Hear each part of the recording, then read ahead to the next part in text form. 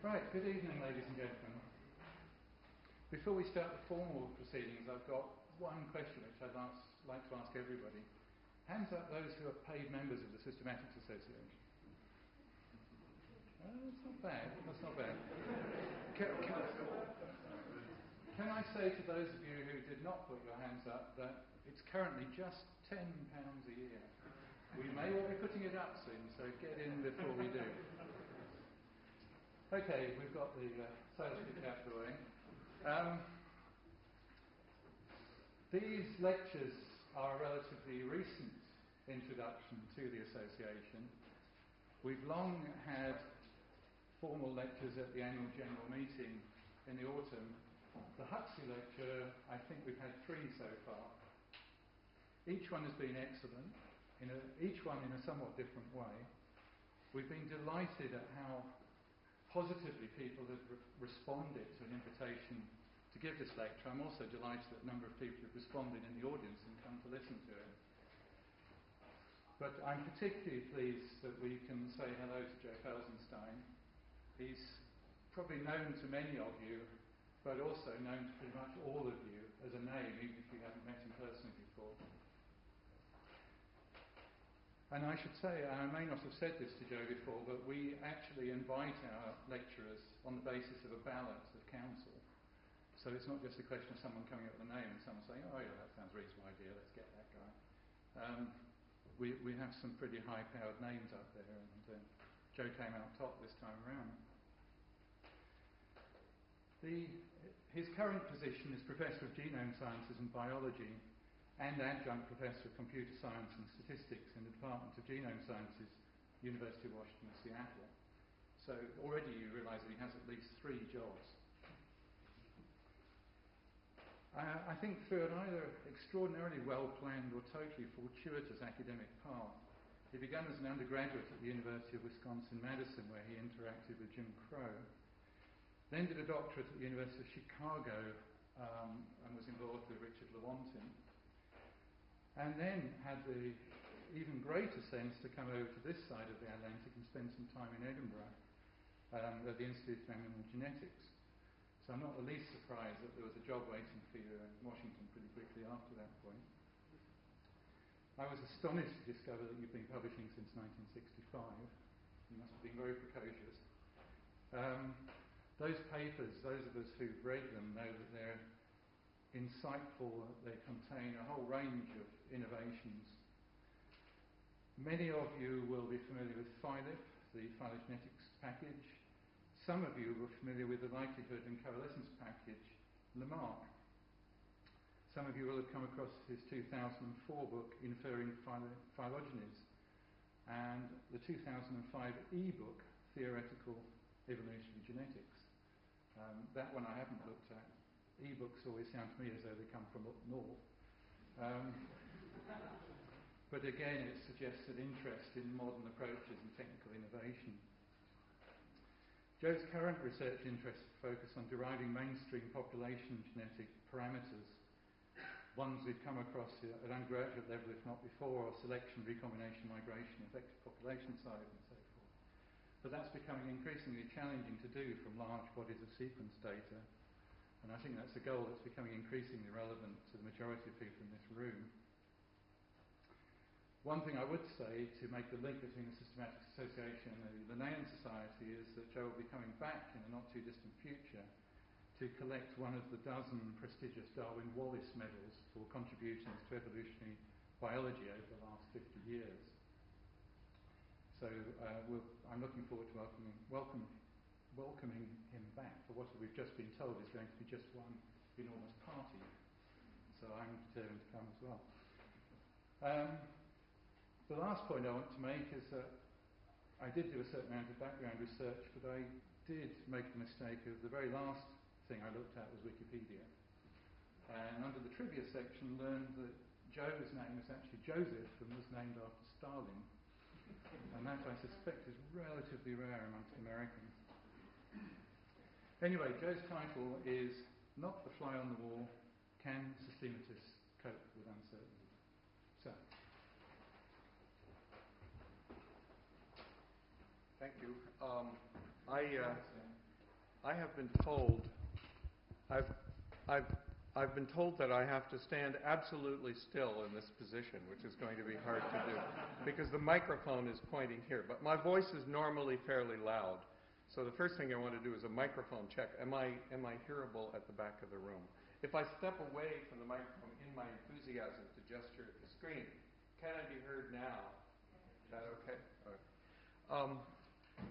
Yes, the title that I've given sounds rather exotic, but it raises the question of whether we have limits to what we can infer in evolutionary biology. And I think on thinking about those limits,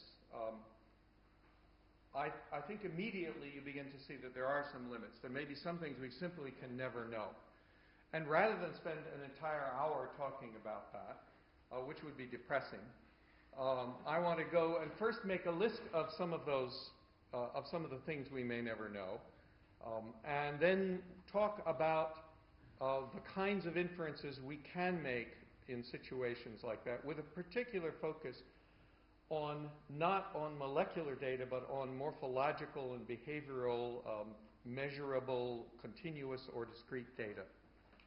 So I want to start out by saying one of the things that we're likely not to know is if you have molecular data for, say, hemoglobin, and you cannot get fossil molecules, you're talking about a group that diverged so long ago that there's really no hope of getting fossil hemoglobin, well, you can go back and use likelihood inferences or Bayesian inferences or your favorite method to make inferences of the ancestral molecular states.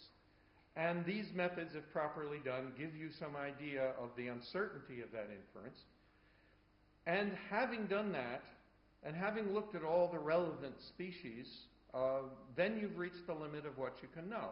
There's no other additional information that you can collect that's going to give you much more certainty about what those ancestral molecular sequences really were. You're always going to have an irreducible plus or minus on that. And remember, of course, that looking at other molecules, which we normally do in order to make a phylogeny more precise, is not available to you. It doesn't help you tell what the ancestral sequence of a hemoglobin was. You can get the phylogeny more accurate, but given that phylogeny, you still have irreducible uncertainty. Similarly, exact past events in biogeography, if you don't have, if you cannot find fossils, if you have a group that doesn't fossilize well, you may say, well, we think it came from over here, but unless you can go back and find fossils of where the organisms were, you may then have, again, a plus or minus that you cannot resolve any further. You reach a certain limit, and that's all you can hope to know. Similarly, inferences about whether a particular amino acid change in a protein was selected are going to have some of the same problems, although there some experimental data can be made relevant, and so maybe this isn't entirely true. You can look and say, well, we think that change was selected. The transversion ratio, the non-synonymous synonymous substitution ratio makes it look as if that was selected, but you can't be absolutely certain. Similarly, horizontal gene transfer events, you can say, well, the phylogeny doesn't fit, of this gene doesn't fit that of the species, so there probably were some horizontal gene transfers. They look like they were about here, but again, there's a plus or minus. And again, other parts of the genome generally will not make that more precise because they're not relevant to the activity in that region of the genome. And similarly, if you take coalescent inferences at a locus, you say, well, we collect a sequence from each of you. We infer, make a very, very noisy inference of the coalescent tree. Getting it to be more precise is, again, something we cannot make it any more precise, and other loci don't help. And genome rearrangements is another one. You can say, well, I think that this particular sequence of rearrangements occurred, but once again, plus or minus, and once again, no easy way to get beyond that. So all of these questions are fly-on-the-wall questions. That is, They're the kind of thing that the popular science press loves. They love it when evolutionary biologists come up and say, aha, we have discovered that exactly 7,368,000 years ago, this particular change occurred. They love that. And they're always asking us to provide it. But what I'm saying is that if we're being honest, you can't entirely provide that, and they aren't very happy to hear that. Those are fly-on-the-wall questions. They love a fly-on-the-wall account. All of us would love to be able to sit there and watch evolution in the past as it occurred and say, first this happened, and then that happened, and I can see them. They occurred. But, of course, we don't have that accessible to us. But they are not questions about the parameters of the process, the rate of horizontal gene transfer, the distribution of selective versus neutral changes in amino acids, the rates of movement in biogeography, the vicariant events or dispersal events. If you ask about these rates, then, of course, you can accumulate information over multiple parts of the genome. And you have hopes of much greater precision, but you don't have that hope with respect to the account of what happened in any one case to which those rates apply.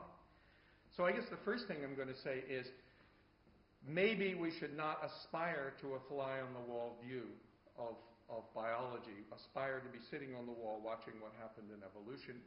Our data simply does not provide that for us. Maybe we should shift our focus over towards looking at what the parameters, what the relevant rates, the relevant parameters were of some kind of model of what happened. I want to take as an example of this kind of inference the case of morphology or behavior as reflected in either continuously measurable or discrete characters. And I want to ask what kinds of models we can make that could enable us to do model-based inference for those characters. We have, of course, the very large and successful field of statistical molecular phylogenetics, and lots of models there and lots of activity. But if you shift your focus over to the kinds of characters that botanists and zoologists and lots of other kinds of evolutionary biologists are interested in, you'll find that many of those characters are not themselves molecular, but are something measurable or something all or none. And then if you go and ask them, okay, how do you make your inferences? What methods are you using? You usually get the answer of, I'm using parsimony.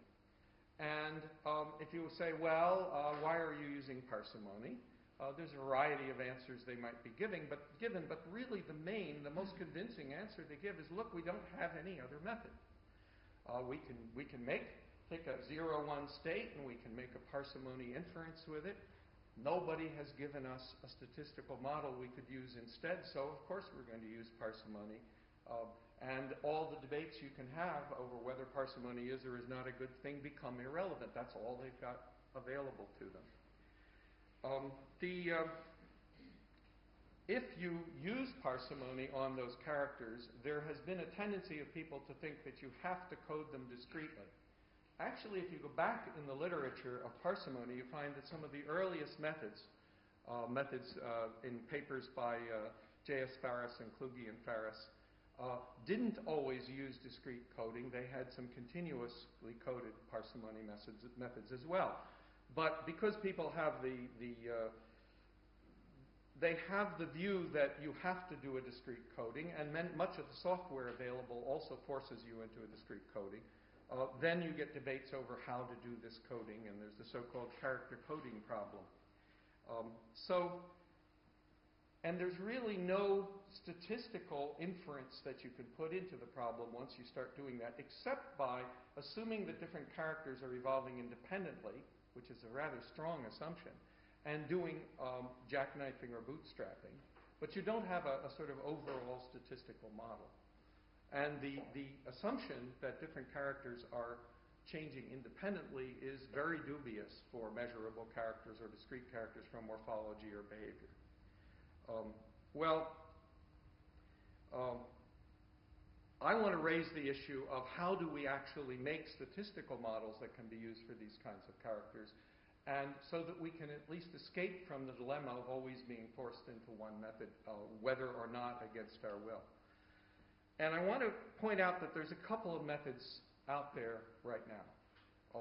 And one of them, they both involve discrete characters. And let me get my pointer. They both involve discrete characters. The works are by Mark Pagel and Paul Lewis in 1994 and 2001. And they both made the same assumption, which is to say there are two states of a discrete character, 0 and 1, and we have a continuous stochastic process going back and forth between those states, so that in a little slice of time dt, you have a probability alpha dt of changing from 0 to 1 if you're in 0, of changing to 1. And if you're at 1 in a little slice dt, you have a probability beta dt of changing. So it's the simplest possible back and forth two-state stochastic process model. Now, Mark Pagel took this model and said, well, suppose we were given a phylogeny, presumably from molecular data, and we want to do model-based inference about whether two such discrete characters covary in their evolution. That is, whether the state of one affects the change of another. And he set up a likelihood-based framework for this in his 1994 paper. That was assuming that the phylogeny was known and asking the comparative biology question of whether the change of characters was correlated. But it was a fully model-based method. The second piece of work done by Paul Lewis in 2001 was to take a bunch of such characters and say, well, let's make these forward-backward models assumed operating independently in each character, which is a big assumption. And let's try to work out a method for inferring phylogeny. So it's taking a set of characters and treating them by methods that are very much like what we do with molecular data, except that there are two states at in each character. So those are some of the models that are there and sitting around. But in both cases, this model has a couple of problems. It doesn't take into account the fact that underlying these discrete characters are individual genes of some sort and probably multiple genes contributing to those characters. They don't allow also variation within species. They assume each species is either 0 or 1, and they don't allow any variation within the species. Lewis does not allow covariation between the characters. Pagel is interested in inferring whether or not it's there. I want to raise another model, an alternative model, which is one I've been working on. And it was not, I didn't invent it, it was invented by this guy, Sewell Wright. And I want to point out, of course, we all know who Sewell Wright is, that he was one of the three great founders of theoretical population genetics. He had the last word on many population genetic questions because he outlived his contemporaries Fisher and Haldane by over 20 years. He lived long enough that a lot of us active in evolutionary biology today actually knew Sewell Wright. Here's a picture from the mid-1950s when he was admitted to the National Academy of Sciences, and this was his official portrait. He had done much work on guinea pigs, as we'll see in a moment, on crossing inbred strains of guinea pigs. And there was a persistent rumor after people saw this that he then turned around once the picture was taken and absent-mindedly erased the board with the guinea pig. Wright always furiously denied this, but a number of people who took courses from Wright at the University of Chicago said that they had in fact seen him do that. He had some very placid lines of guinea pig, and they had seen him get excited and pick up a guinea pig and start to erase the board, whether or not he did it on this particular occasion. But one of the things that he did with guinea pigs was he crossed them and he found some characters differing among the lines. And the particular character he was interested in this case, is the number of hind toes, the toes on the hind foot, of the guinea pig, which is either 3 or 4, although he has another state which is poor forward-toed, where you'd have 4 toes, but one of them was somewhat short. So he had discretized these guinea pigs into the guinea pig toe variation into more or less 2 states, well, 3 states perhaps. And he sat down and thought about how you could make a quantitative genetics-inspired model, he being one of the founders of quantitative genetics. And what he did was invent what's come to be called the threshold model. He simply said, look, there's an underlying character here, which we will call, it's come to be called liability. We can't observe it. It's a hidden state. It's contributed to by multiple genes, so that it is a normal quantitative character, except that one we can't see. And there is then a threshold right here, such that any individual that's to the right of the threshold develops 4 toes, and any individual to the left develops 3. And if you want to account for the poor 4-toed, you can put 2 thresholds down. But let's just think about 1 threshold in what we talk about here. So he then said, well, each inbred strain of guinea pig has a characteristic frequency of 4-toed and 3-toed, and we will explain that by taking these distributions of the underlying character and assuming that different fractions of the distribution stick out past the threshold. And he then tried to cross the lines of guinea pigs in various crosses and back crosses and see if this model fit the predictions of the frequencies of 3 and 4 toes in various crosses. And he published this in 1934. There are 2 papers, one proposing the model and immediately following it in genetics, one testing the model with his crosses of the inbred lines of guinea pigs. So what I want to do here, let me just see, is to take that model and add to it some models that people have used for continuous characters in phylogenies, and ask, well, can we make this threshold model work with data on multiple species and with phylogenies? And what we're going to assume is continuous characters changing by all the usual evolutionary forces: genetic drift, migration, mutation, and natural selection. And we're going to model the changes that occur in lineages of this underlying character that you can't see by Brownian motion. That's okay for genetic drift. It's a pretty good model for genetic drift. It's a little more dubious for variable natural selection, but bear with me for the moment, at least until the discussion period, and let me make that assumption. And we're going to also say that the characters, these liability characters, and for each discrete character we observe, there will be imagined to be one of these liability scales, that these liability characters can also be correlated, and the correlations can come from 2 sources. And if you ask, well, in evolution of quantitative characters up a phylogeny, what kinds of forces would create correlations in evolution of different characters? Here we're saying it about the underlying states. One is, of course, genetic covariation. Additive genetic covariance, for example, which, when people talk about things like developmental correlation, really that is another word that can be used for the same thing. The fact that the same changes, that the same gene changing in gene frequency can affect more than one character owing to developmental effects. So additive genetic covariance and developmental covariance are not in conflict with each other. They're different descriptions of the same kind of process. But there's another one. There's another source of correlation that people aren't as well aware of.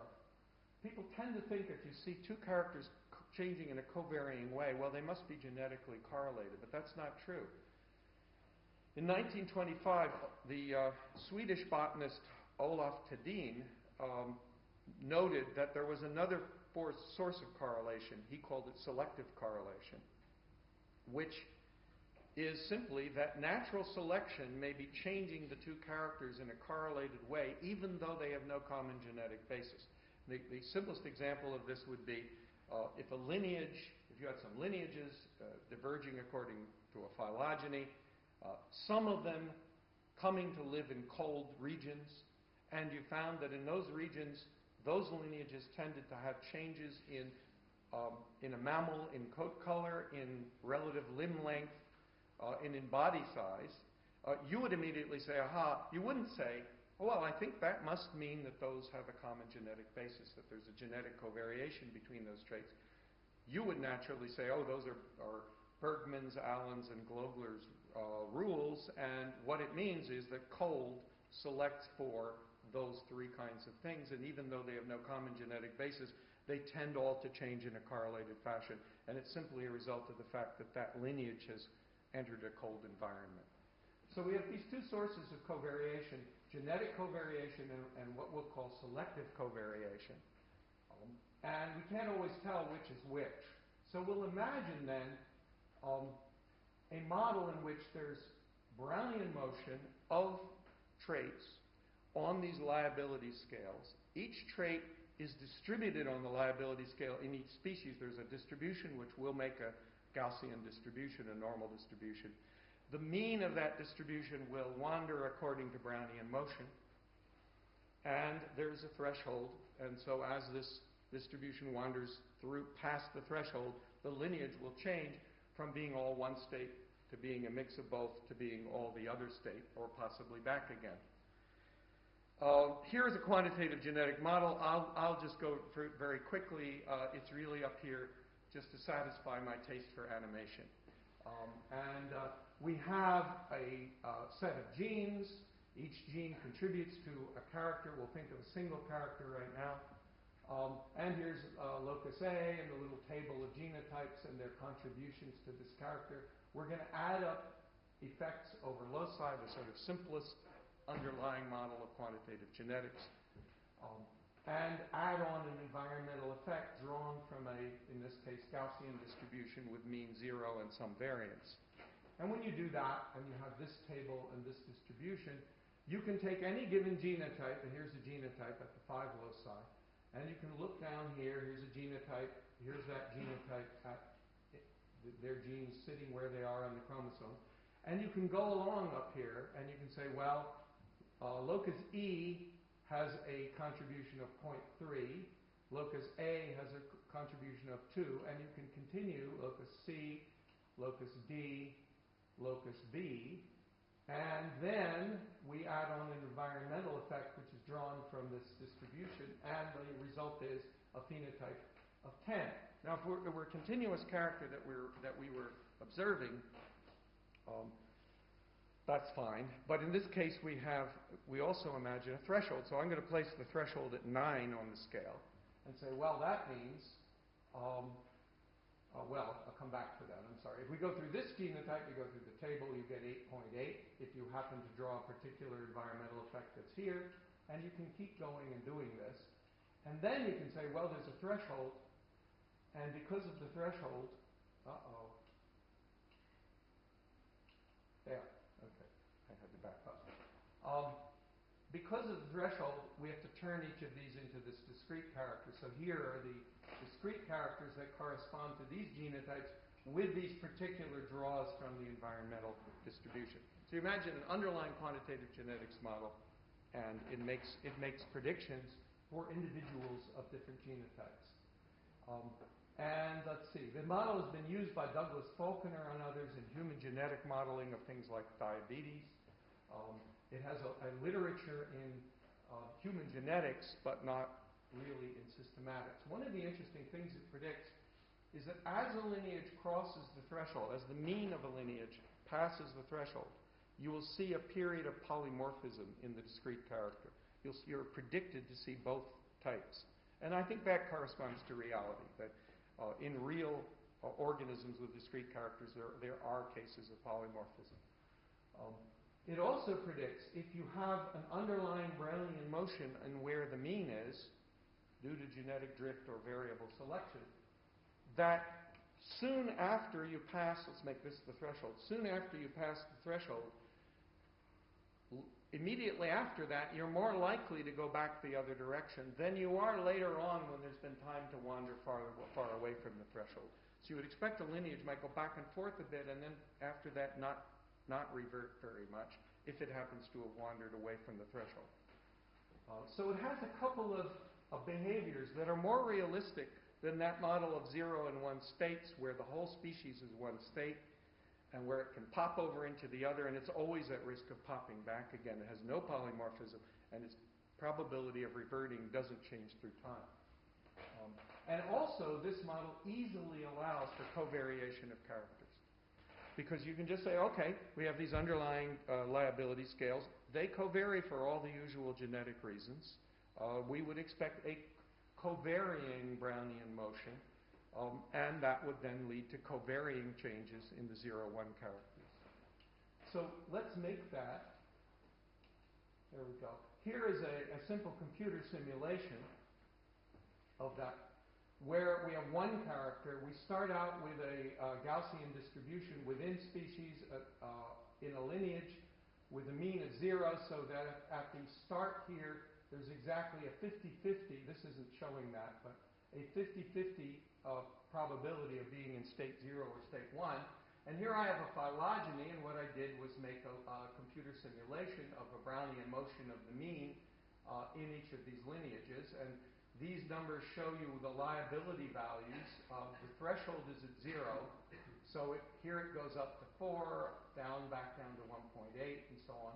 And what you get, you'll see in each of these bars the fraction of individuals that are state 0, which is the black, and state 1, which is the yellow. And you'll see here it goes to state 0, then with a little bit of 1, and then here it comes back up to 1, but here it doesn't. And it looks okay. It looks like at least a plausible kind of model. Now, if you try to ask about, okay, let's compute likelihoods on phylogenies, let's assume that someone has given us a molecular phylogeny, and we want to ask questions about the covariation of the characters during evolution. How could we compute the likelihood? And I'm going to kind of skip over most of this, except to say, it turns out that what you have to compute the likelihood even of single individuals observed, one from each species, is you have to integrate under the corner of a covarying normal distribution. And if you have a lot of species and a lot of characters, it gets very high dimensional. And getting the area under those corners of normals is very difficult. So, can we do anything? And the answer is yes, you can. You can use Markov chain Monte Carlo methods. And we may not be able to compute the integral exactly, but we can sample points from it and then do the appropriate importance sampling corrections, which I'm not going to go into the details of, but I'd be happy to tell people about it anytime. And what you do is you say, we have a phylogeny. Let's assume it is given to us by molecular data, and we know the branch lengths, and we know the topology. So for the moment, we'll just assume it the phylogeny node. And we now wish to sample liability values on this liability scale that are consistent with some discrete characters that we have observed. Here's a single discrete character observed. And here are some liability values, and here are some ancestral liability values. And what we can do by a combination of a Gibbs sampler for those into technical Markov chain Monte Carlo, a Gibbs sampler for the interior points, and a Hastings Metropolis sampler for the tips, is to update these values and go through the tree, updating the unknown liability values, and thus sampling from the set of liability values that are consistent with the tips. Doing that in multiple characters, we can infer the covariation of these underlying liability characters, even though you can't see them. I'll just show you a little computer simulation of the updating process. The horizontal scale is the liability. Here is the threshold at 0. Here is a phylogeny. We observe at the tips just zeros and ones. Here are some postulated liability values for the tips and for the interior points in the tree. We can go around and update this tip value, that tip value, that tip value. What I did was to simulate this updating process to give you a fair view of it, and also update points in the interior of the tree.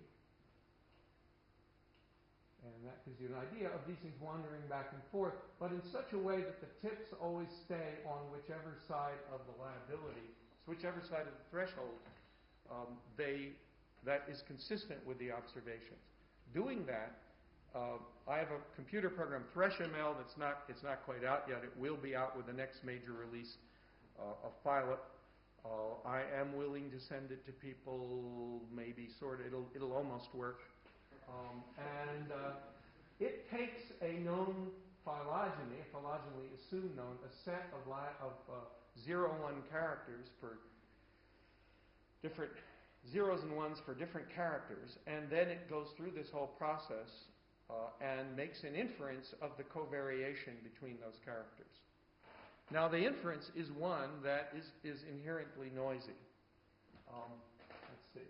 Here is a computer simulation of an imaginary phylogeny of 50 tips made by a birth process, a pure birth process of randomly splitting particles.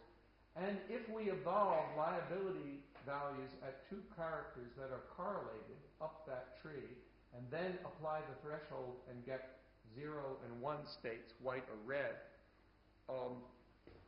we might see data, we might imagine ourselves seeing data like this. So here's a simulation of 2 correlated characters under that model.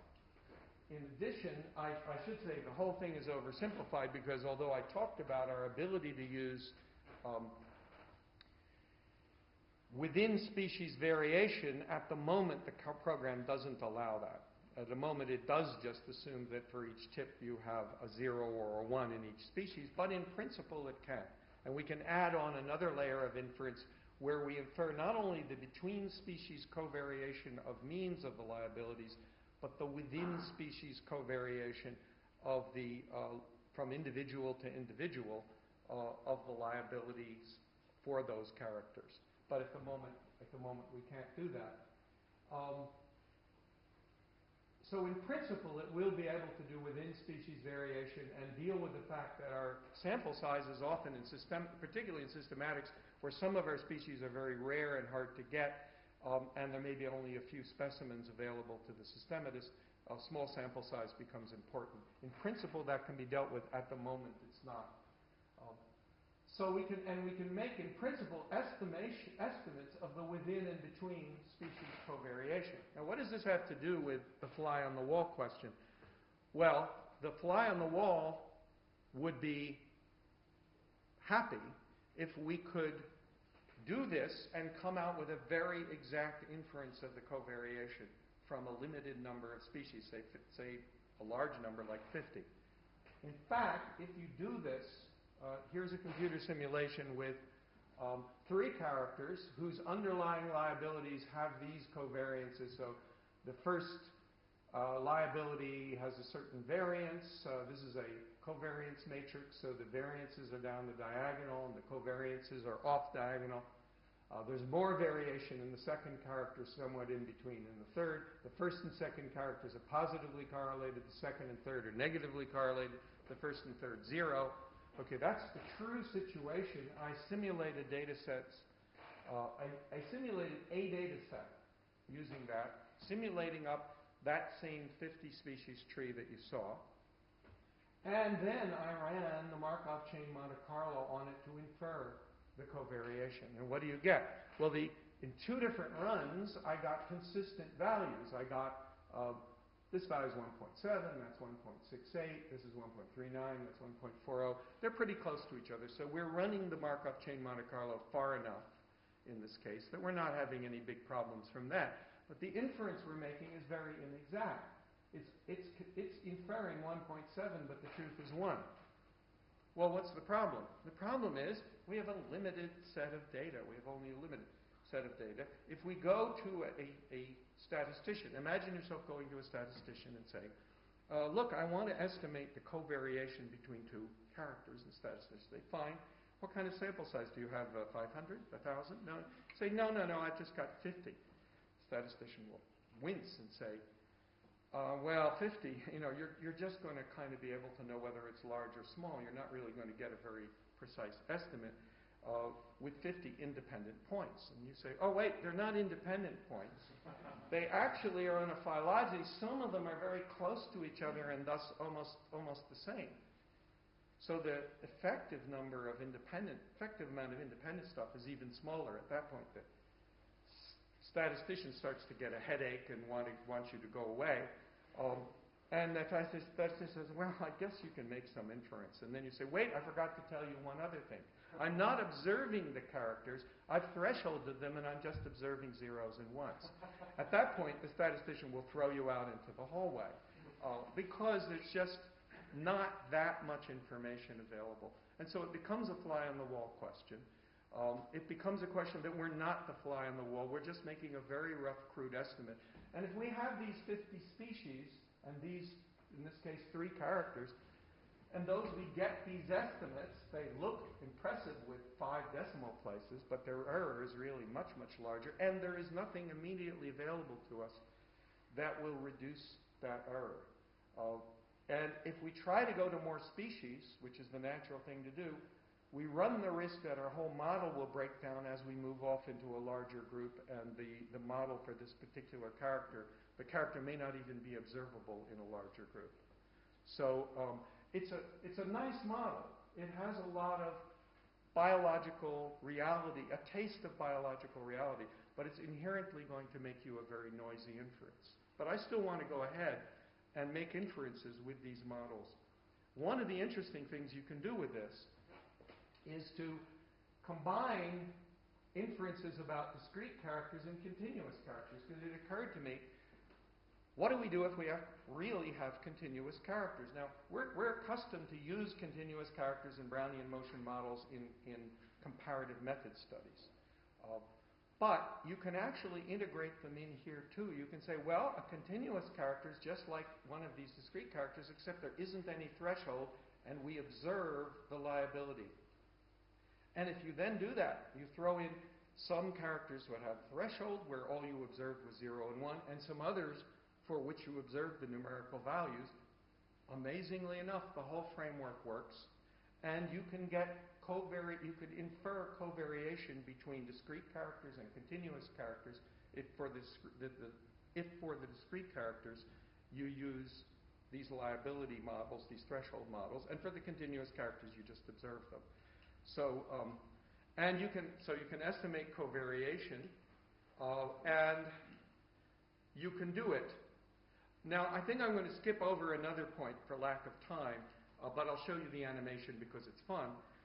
And that is, you may say, well, look, you've assumed throughout all of this that you know the phylogeny, that the molecules gave you that, but that's unrealistic. They give you a noisy version of that. Isn't that a problem? And I would say no, because you could imagine yourself taking the molecular data and doing something like bootstrapping it or jackknifing it, and making a tree and estimating the covariation from each bootstrap sample. And as I went on to the next topic.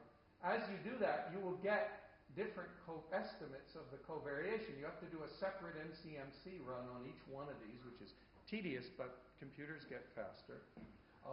So you could, in principle, imagine propagating through the process your uncertainty about the phylogeny by bootstrap or jackknife sampling the molecular data, or if you're a Bayesian, you can go and do the whole thing Bayesian. You can have your morphological data, your molecular data set. You have to have priors on the trees, and worse yet, you have to have a prior on the covariance matrix. Good luck, folks. But I'm not a Bayesian, so I don't have to solve that problem. And then if you do, you can set up the Bayesian machinery and do Markov chain Monte Carlo on the covariances and the trees simultaneously. And my cartoon of that is this.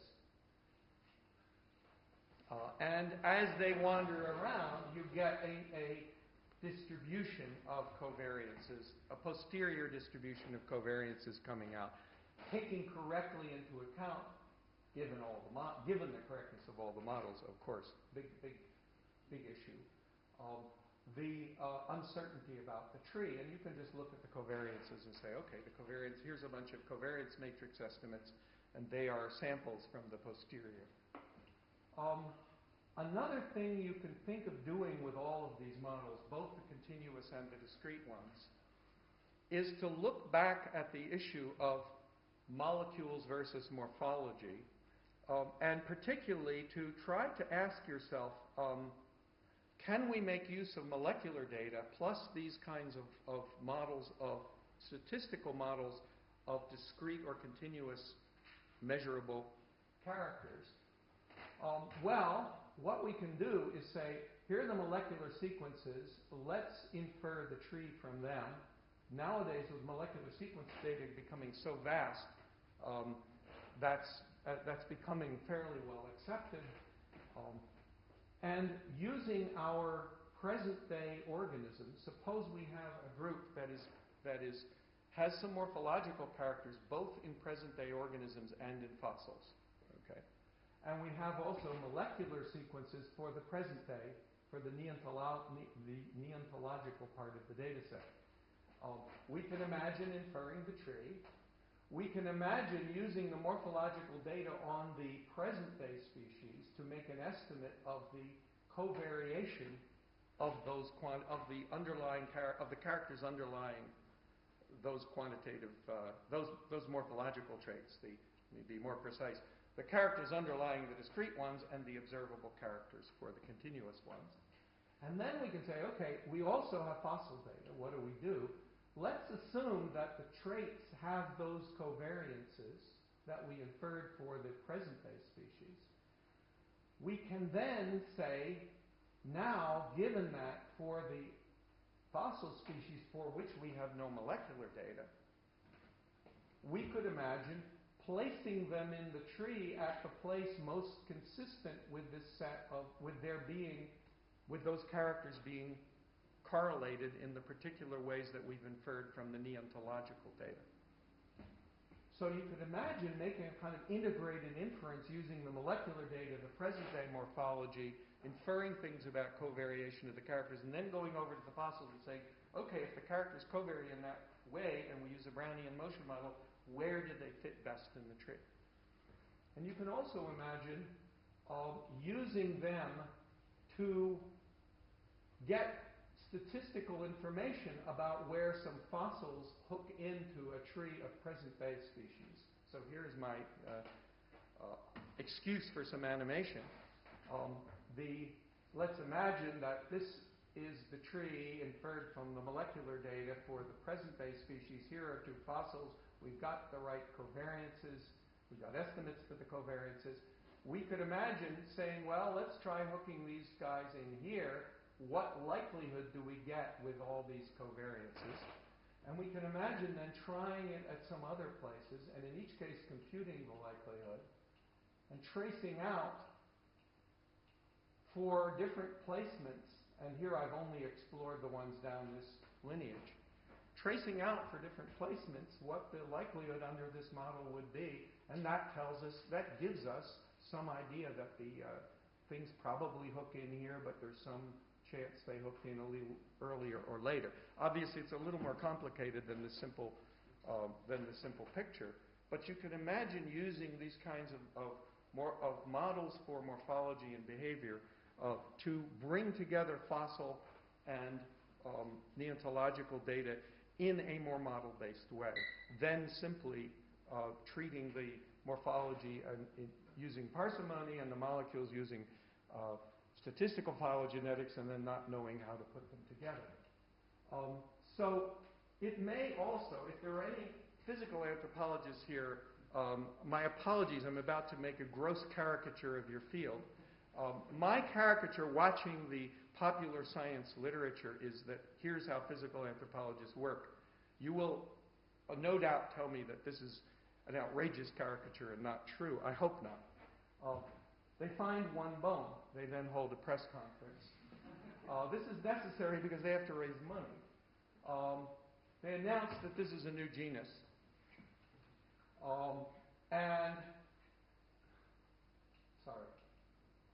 Supposed to go forward one more. There. They announced that it now solves all the outstanding problems of human evolution. Now, this is I don't know if physical anthropologists, I don't really read the field, so I don't know if that's exactly what they do. But if they do this, and I can see why they might because of funding pressures, that leads you to all sorts of problems. It creates pressure for splitting of species and genera. it creates pressure for ignoring within species variation and declaring each variant you find as a new species or perhaps new genus. And it also, of course, grossly overinterprets the data. So I hope that the kind of model-based framework that I've put forward might also be brought into application for things like human evolution. Now, I'd be happy to be told by paleoanthropologists that they do things like this already. They know about all these problems, and that would I please stop making grossly unfair characterizations. So I painted a picture of the possibility of the use of models like this in quantitative and discrete traits, and integrating them with morphology, integrating them with molecular data, and integrating them with fossil data. But in case that's not controversial enough, I thought of something else we could fight about in the question period. If you have no questions based on what I said before, there is something I have said in the past that a lot of people, Bob Scotland told me he had to leave early, he's not insulted. I have made some statements about classification. I don't want to disappoint you by leaving them out. I do expect the result will be that this is all we'll talk about in the question period, so I hope people will ask me about some of the earlier stuff. I want to raise the issue of the importance of beta classification. It really has nothing to do with the rest of the talk. It's just because we may need entertainment. In the past, what you had was phenotypic data and systematist intuition based on years of empirical work, but expressed intuitively. And from that came a classification. Often, it couldn't be in the Meyer-Simpson's days, there was no real explanation for why the classification was arrived at. Then, of course, they might or might not make a tree that was somehow related to that classification based on all of this data. But mostly they were talking about the classification. With the rise of and then if more phenotypic data came along, they would say, go use the classification and make your biological conclusion. With the rise of molecular systematics, the process changed. Now we have molecular data, some kind of a model based on the intuitions, and from that comes an inference of the tree, and then you can go make a classification. However, if more data comes and you want to interpret it in the light of that picture, what you actually do is take the tree, not the classification, and draw from that, using things like comparative methods, your biological conclusion, and using further models. Well, given that picture, there's something funny going on. The classification is there, but it's having no further influence. So that raises in my mind the possibility that in the future, we may operate with this diagram, make the tree from the molecules in the model, get more phenotypic data, go make biological conclusion.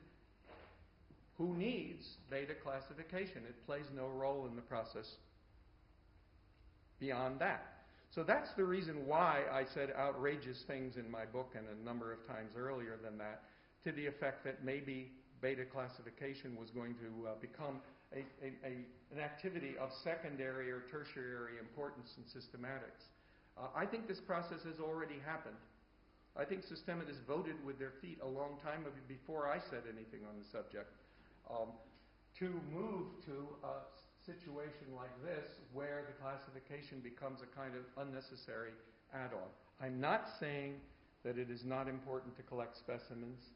I'm not saying that it is not important to name species, to make inferences about species. All those are very important in this diagram.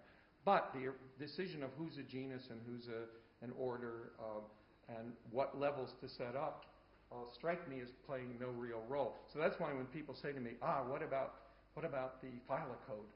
Which side are you on in the phyllocode? My answer is I'm on this side. The phylocode's out here somewhere.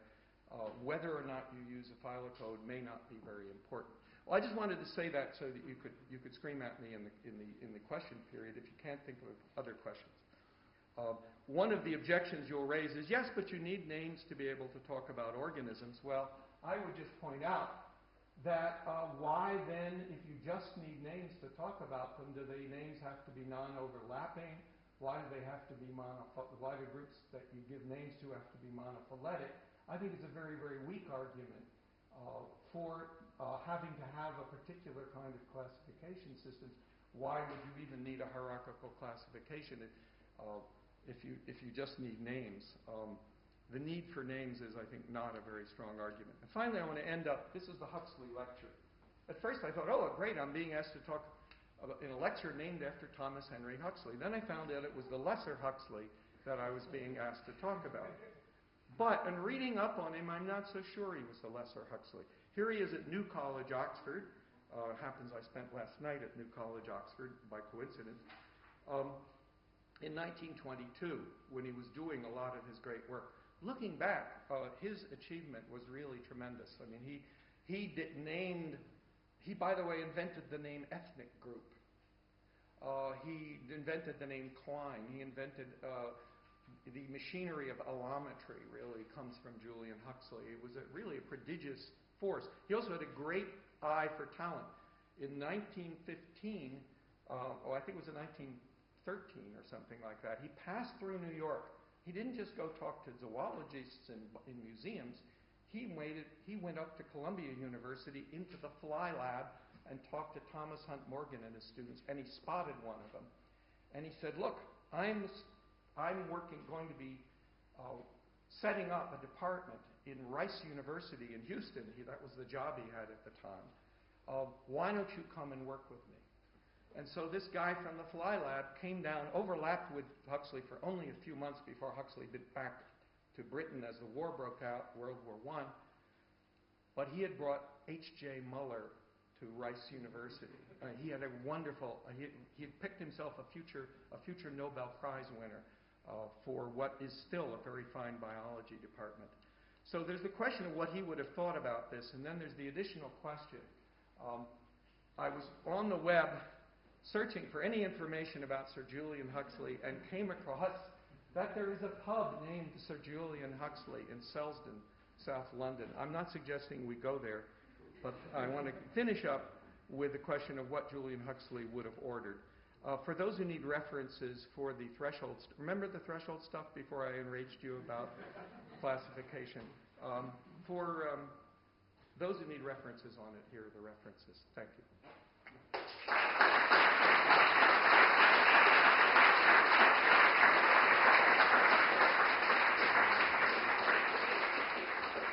Maybe we could open the doors. It's kind of hot in here. Must we bring the lights up as well, please? Yeah. Well, thank you very much indeed. It was every bit as provocative as I hoped. And I suspect you are going to get away scot-free. I think there will be one or two questions and comments. Please. Zihan got his hand up first, but you're next. Can I ask you some technical details about the threshold model? So I assume you are assuming a number of loci which control the... I'm actually, in effect, assuming an infinite number of loci, a sort of classic R.A. Fisher type quantitative genetics model. Okay. So the likely calculation I said involves many bivariate normal intervals. It's multivariate normal. It's just a multivariate normal likelihood, but you can't observe the value. You're observing what corner it's in of the threshold. So then the probability of the data given the model turns out to be the integral of the corner of a multivariate normal distribution. Mathematically very simple, computationally annoying, basically. Is the integral over the ancestral? The integral is... done analytically?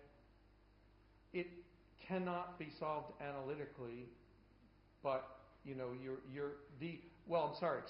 integration over the ancestors, yes, can be done analytically and leads to a multivariate normal. The integrals are on the...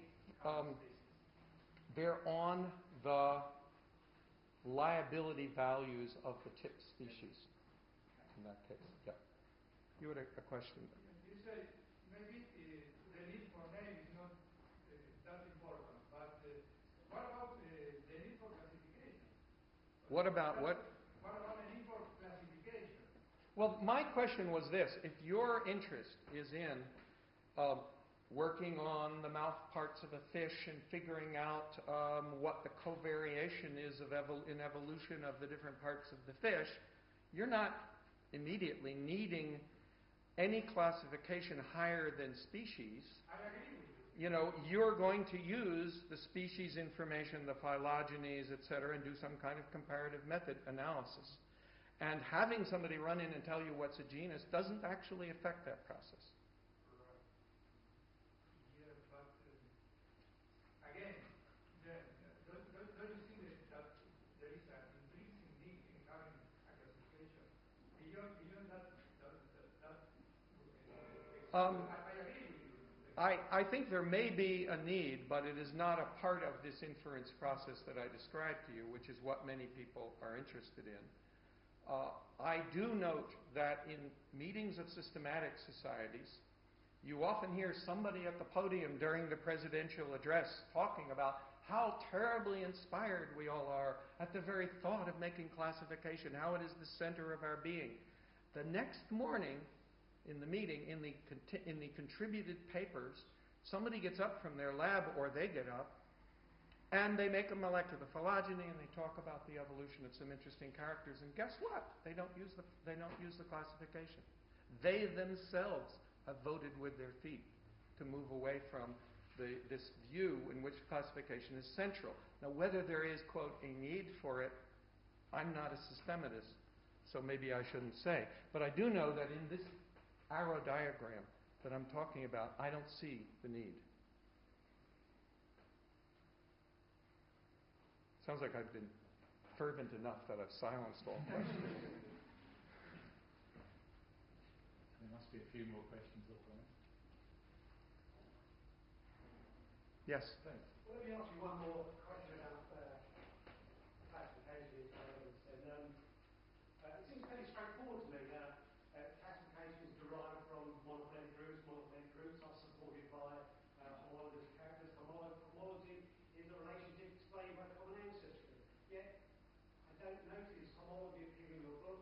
I don't That's right. notice homology here. And yet everyone from the beginning to now recognizes homology as the key. Comparative biology is homology as the key to evolution. It's a subject you don't seem to. That's true. And I deliberately did not discuss homology in my book. Partly because I think sometimes two different things are called homology, but partly because I could write a chapter about comparative methods without raising the question of homology. I assume that the kind of homology that assesses which sites in a molecule are aligned with each other, that is implicit, because I was assuming aligned sequences in most parts of the book. But ask yourself, why is it possible to do comparative methods without, making a classification? No, that wasn't my point. My point. Well, that should be the point. That should have been your point. Maybe it should be, but my point is that classification is shorthand to saying which monophyletic groups exist, and so you can talk about them, and implicitly those monophyletic groups are supported by groups of homology, those things that represent, or relationships that represent common ancestry, the key to evolutionary biology.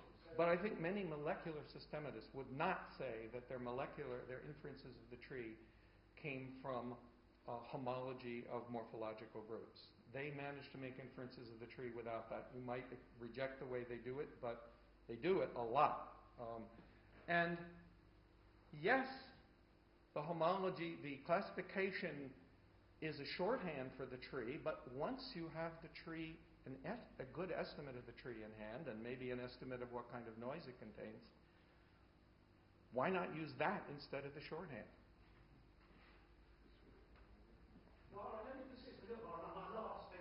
Well, I'm not saying that if you don't persist that you've given up and that have the only view. I'm persisting is because I'm a diatomist, so I'm going to use a fish example, but I can have a fish in front of me, I know it belongs to the family, the cichlid family. Why Right. do I know that? Well, there's a bunch of characters that tell me this thing in front of me, the cichlid. I may not know what species it is, what genus it is, do know it's a cyclic.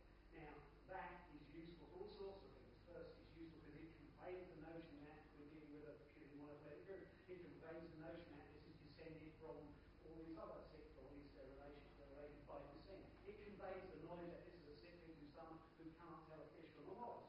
Yeah. So classification is useful on just about every level there is. But the question... The only people who want to ignore it, in my opinion, is population geneticists, population biologists, who have no reason for it because they're not interested.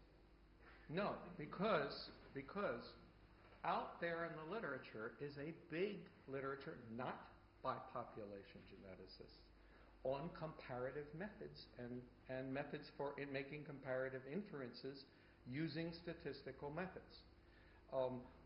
You have just called all of those people population geneticists, which in the eyes of systematists is about the worst thing you can say. I think that the world is not divided into population geneticists who aren't interested and everybody else who does need to use the classification, because the comparative method literature goes ahead quite happily with trees. Yes, lots of trees. They need them. But without classification. But if I use the word spermatophyte or vertebrate, Yeah. it gives you solid groups which are recognizable homologies that hold them together. It doesn't give you the machinery you need for these comparative method studies. You need more resolution to the trees for that. You can get that by looking at other categories. And once you get it, you don't need the rough stuff. That's the gist of the argument. Jeremy. I mean, surely you concede that the value of classification is as a temporary endpoint for summary and communication, that given that systematics is iterative, it will be modified and will move on. And of course, to modify and move on, we go back to our data set, we go back to analysis, and we go back to phylogeny. But in between, when we actually want to take breath and communicate and provide a means for summarizing our knowledge base, we use classification. But I think a lot of people don't. I think a lot of people take 3 loci, do molecular systematics, get a rough tree, get some bootstrap or Bayesian or other information about its noise. Then they resolve things better by getting 10 loci and getting a better tree. And then they resolve things better by getting 20 loci. Nowhere along the line have they needed to have a classification. I suspect if we went out into the street, we get more votes for classification. If we stay in the laboratory, we get votes that maybe somewhat differently. I'm not sure I understood that because I have too much adrenaline in my system. The world around us is not made up of people in laboratories doing the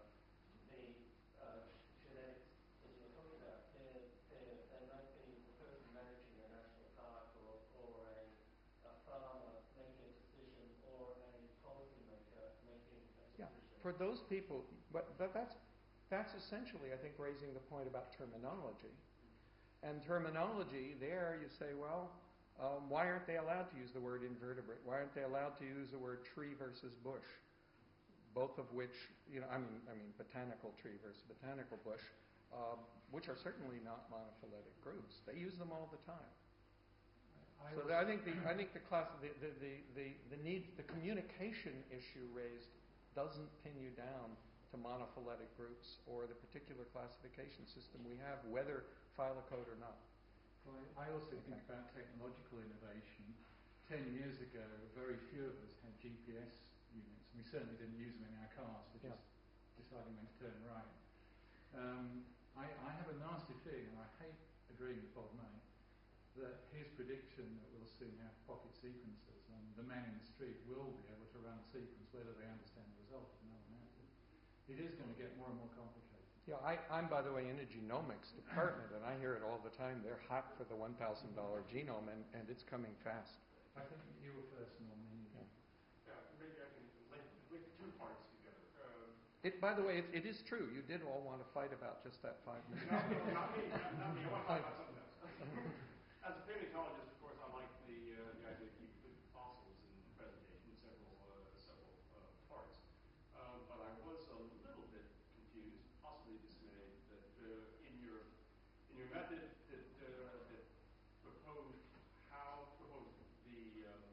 imputing of fossil data, paleontological data, onto the molecular phylogeny using the likeness methods and using the model, which I like a lot. But it seems that the only question that answers is where fossils fall on a tree that was justified and inferred on the basis of molecular data. In your opinion, is there no role that fossils can play other than that? Well, that's an interesting question, and I think that this gets a little bit over to what we were discussing previously. I think that's a very serious issue and a serious criticism in the sense that having inferred in that arrow diagram, having inferred the covariances, we then use them to place the fossils, but they did not further inform the covariances. And they must.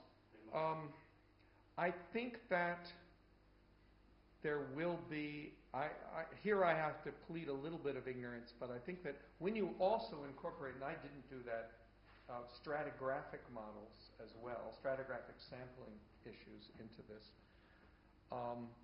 it may prove that there is some backwards, that they then affect the covariance inferences as well.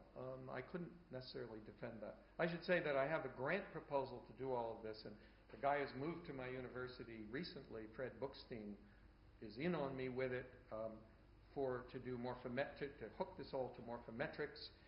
It's a wonderful grant proposal. It deserves funding. I was just told it will not be funded, but we're going to go ahead and do it anyway. I'm going to follow up and say that for some groups at least, I think there's an inference or there's an assumption here that most of the data actually resides in the recent organisms. For some groups at least, you have far more information, certainly more logical information in the fossil record than you will ever have in the modern. I think in groups in which the sampling is very, very good, there is a phenomenon that fossils, to some extent, can be interpreted as kind of, sort of, somewhat being ancestors.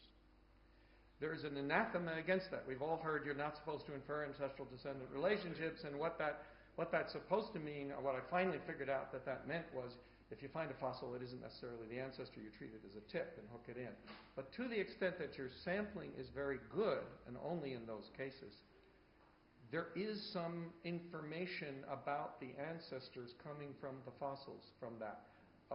When your sampling is very poor, the other point, then you're closer to the other situation. There are fossil groups that follow the first case. Yeah. So to the extent that you're there, I think it will have an influence by telling you something about ancestors. Okay. To you, Jim, goes the last question. Okay. I have a practical question. You showed a slide of simulation results, so two simulation results, which look quite close to each other. Yeah. They were close to each other, but they were both far from the truth. Right. Yeah. Well, what worries me about that is that if you did a distribution, there would be a nice little, variance around those results, but actually those results would be wrong. Right. So now that's a bit more of a problem than just saying it's noisy. No, but I think the reason they're so close to each other and wrong is because they are both using the same exact simulated data, but doing a different run of the Markov chain Monte Carlo machinery. If you were somehow able to get evolution to occur a second time and get a new set of data, and a third time, and a fourth time, and a thousandth time, you would, of course, narrow down, summing up over all that, on the truth. But in reality, we are in the no-fly-on-the-wall situation, where we're going to get a noisy inference, and the noise, we're going to have to acknowledge and propagate through our whole process the fact of that noise and the fact that probably in a lot of cases we can't get rid of it. There's two people actually desperate to make comments or ask questions. Can I ask you to keep them really short, both the questions and the answers, please? John, I think you were first. Yeah, I was interested in your comments on the role of fossils here, because I think there's an underlying assumption that you've revealed that there's an increasing ice cream cone of both morphological and taxic diversity through time, whereas, of course, in some groups it's decreasing through time. So the fossil record gives you a much better coverage of I think in cases where we have the right kind of stratigraphic sampling, that may help. You know, this may be this point that we may, to some extent, get new information from the fossil, or have this model correctly reflect the fact that we get new information from the fossils. In your simulation, the two things converged nicely, but they were wrong. But what I found rather heartening is that the relative values were the same as they were with the They were somewhere near, yeah. You know, pretty close. And I thought that actually was quite nice. Or is that just some mathematical? No, I mean it shows that with about 50 tips in a situation like this, you do get some information. Let's just not fantasize about getting the information to become a lot more precise than that when we're limited to those 50 species, and we're not going to get any more species. I can see we're moving into a glass half full versus half empty argument now.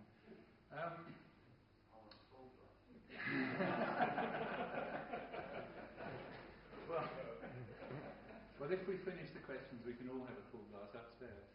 I'd like to thank you very much, Joe, for a really provocative talk. You were right about which relatively small portion of the talk caused most of the concern in the audience.